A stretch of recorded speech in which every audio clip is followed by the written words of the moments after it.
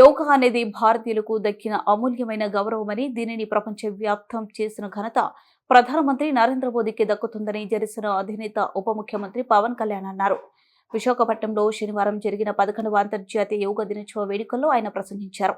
సూర్య భగవానునికి యోగా విద్యను అందించిన ఆదియోగి పరమశివునికి యోగ శాస్త్ర రూపంలో మనకందించిన పతాంజలి మహర్షికి వందనాలు తెలుపుతూ తన ప్రసంగాన్ని ప్రారంభించారు.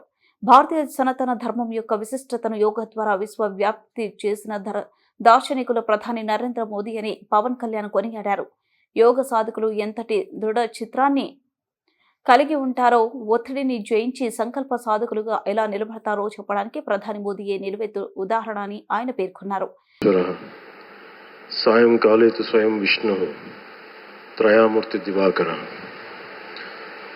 ముందుగా సూర్య భగవానునికి నమస్సమాంజలు తెలియజేస్తూ, యోగ విద్యను అందించిన ఆదియోగి పరమశివునికి, ఆ మహాయోగ విద్యని మనకి పతంజలి మహర్షి యోగశాస్త్ర రూపంలో అందించారు.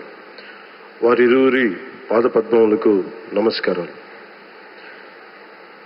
మన యోగ విశిష్టతను, గొప్పదనాన్ని ఋగ్వేదంలో ఉన్న మహానుభావులు తెలియజేస్తే, దానిని ప్రపంచవ్యాపితం చేసిన దార్శనికులు మాత్రం గౌరవ ప్రధానమంత్రి శ్రీ నరేంద్ర మోదీ గారు.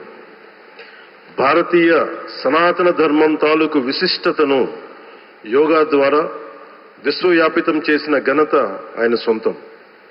యోగా సాధకులు ఎంతటి దృఢచిత్తాన్ని కలిగి ఉంటారో, ఒత్తిడి జయించి సంకల్ప సాధకులుగా ఎలా నిలబడతారన్న దానికి కూడా మన గౌరవ ప్రధాని శ్రీ మోదీజీ గారు నిలువెత్తు ఉదాహరణ.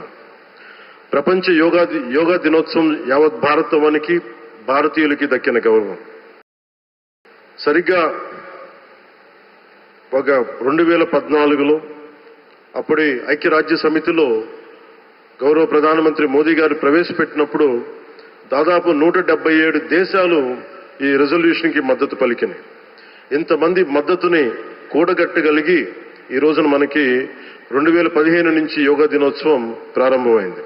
ఈ రోజున గౌరవ ప్రధానమంత్రి మోదీజీ గారి పిలుపు మేరకు మనం మొదట విశాఖ 11వ యోగా దినోత్సవ సంబరాలకు వేదిక అయింది.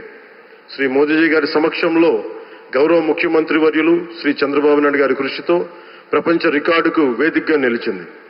విశ్వనరులు మోదీజీ గారి పిలుపు మేరకు యోగా ఒక వన్ ఎర్త్ వన్ హెల్త్, ఈ ఆరోగ్యం థీమ్ని ఈ వేదిక నుంచి ప్రతి ఒక్కరూ ముందుకు తీసుకెళ్లాలని మనస్ఫూర్తిగా కోరుకుంటూ, ఇక్కడ ఆసీనులైన మీ అందరికీ, ఇక్కడికి వచ్చేసిన ప్రతి ఒక్కరికి కూడా పేరు పేరున నా హృదయపూర్వక వందనాలు, నమస్కారాలు.